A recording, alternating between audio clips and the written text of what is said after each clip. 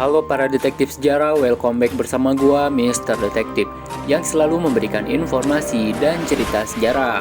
Balik lagi ke pembahasan kita kemarin, yaitu pertempuran Moskow yang sangat dahsyat. Nah, kali ini kita akan membahas pertempuran Kursk. Mau tahu sejarahnya? Wih, intro dulu.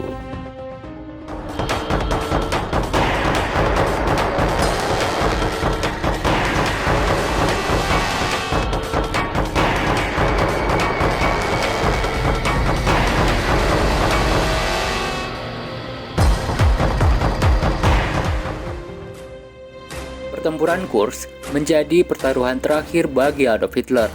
Mengabaikan kecemasan para jenderalnya, sang Führer mengumumkan operasi Citadel atau Untermehmed Citadel, bukan Ciptaden.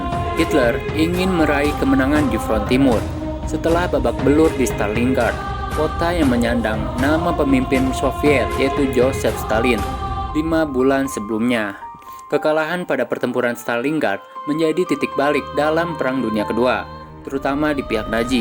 Citra bahwa mereka tak terkalahkan dan memiliki pasukan yang hebat hancur lebur di Stalingrad. Hitler yang merasa terhina bukan main merencanakan serangan balasan ke pihak Soviet. Hitler pun perlu membuktikannya kepada sekutunya, yaitu Axis Power, dan juga kepada dunia bahwa Jerman masih merupakan kekuatan yang sangat tangguh. Kota Kursk di Uni Soviet menjadi target pertamanya sebelum pasukan Nazi direncanakan merangsek ke Moskow yang jaraknya 457 km. Jika rencana tersebut berhasil, Jerman akan mengepung dan menghancurkan lebih dari 5 kesatuan Soviet. Kemenangan ini akan memaksa Moskow menunda operasi tempur mereka. Di sisi lain, Wehrmacht atau Angkatan Bersenjata Berlin memang butuh ruang untuk bernapas di front timur. Wilayah yang dikenal sebagai Kursk juga punya arti strategis. Nazi ingin mendapatkan keuntungan taktis dengan menguasai jalur kereta api dan jalannya. Persiapan pun dilakukan kala itu pada tahun 1943 setelah melalui jumlah konflik fisik termasuk operasi Barbarossa dan pertempuran Stalingrad. Kekuatan tentara Hitler menyusut hingga 2 juta orang. Putus asa untuk mengisi kekosongan, ia merekrut para veteran Perang Dunia ke-1, bahkan yang usianya sudah mencapai setengah abad. Seperti dikutip dari Historicom, para anggota program pemuda Hitler yang sebelumnya tak pernah dikirim ke garis depan, sekarang akan dikerahkan. Selama beberapa bulan, Jerman mengumpulkan lebih dari 500.000 orang, 10.000 senjata dan mortir, 2.700 tank dan senapan serbu, serta 2.500 pesawat tempur. Di sisi lain, Moskow tidak tinggal diam. Tentara Merah menyiapkan kekuatan tempurnya yang terdiri atas 1,3 juta tentara, lebih dari 20.000 senjata dan mortir, 3.600 tank, serta 2.650 jet tempur. Sekitar 500.000 tentara cadangan disiagakan. Demikian juga dengan 1.500 tank tambahan, tank spam. Pertempuran Kursk dianggap klimaks adu digdaya kekuatan kendaraan tempur lapis baja dua negara. Uni Soviet dilengkapi dengan tank tempur yang sangat efisien, tank T-34, sementara Jerman mengerahkan panzer andalannya, terutama Panther yang dirancang secara khusus untuk menaklukkan tank 34. Tank berat Tiger juga dikerahkan ke medan tempur. Meski mayoritas kendaraan lapis baja kepunyaan Berlin terdiri atas Panzer kelas Light. Pada Perang Dunia Kedua, Jerman dikenal dengan taktik Blitzkrieg atau perang kilat. Pasukan infanteri yang dilengkapi dengan kendaraan lapis baja jadi ujung tombak dan dikawal ketat jet tempur yang siap menyerang musuh. Metode tersebut dengan cepat merusak pertahanan lawan dan mendesak mereka lebih jauh. Kecepatan dan unsur kejutan jadi faktor penting. Sejumlah jenderal Nazi meminta agar operasi Citadel dibatalkan. Tapi Hitler dengan keras kepalanya memutuskan sebaliknya. Awalnya serangan ke Kursk direncanakan pada 3 Mei 1943, namun Hitler memilih menundanya.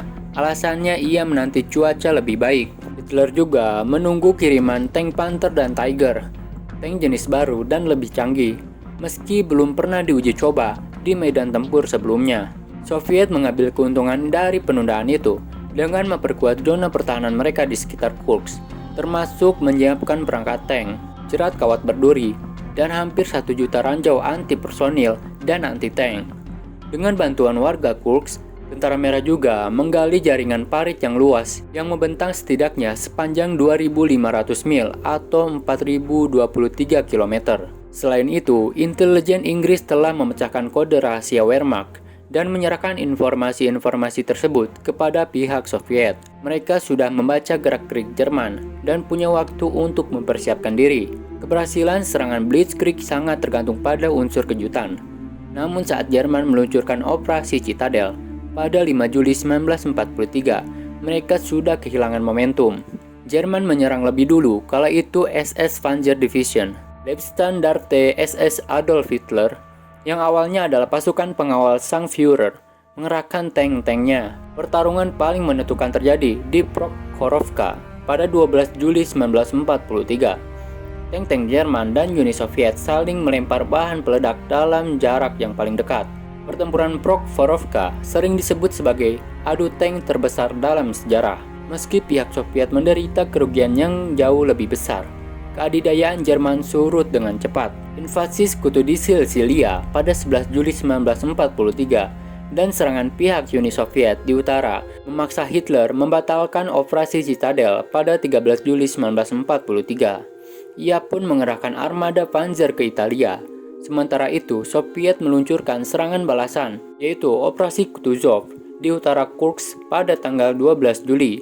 Mereka menerobos garis Jerman di Orel dan memaksa kekuatan Nazi mundur ke titik awal saat Operasi Citadel dimulai. Soviet memenangkan pertempuran Kursk dan mengakhiri impian Hitler untuk menaklukkan Rusia. Meski secara taktis unggul, Jerman mampu menembus benteng Tentara Merah dan kehilangan keunggulannya.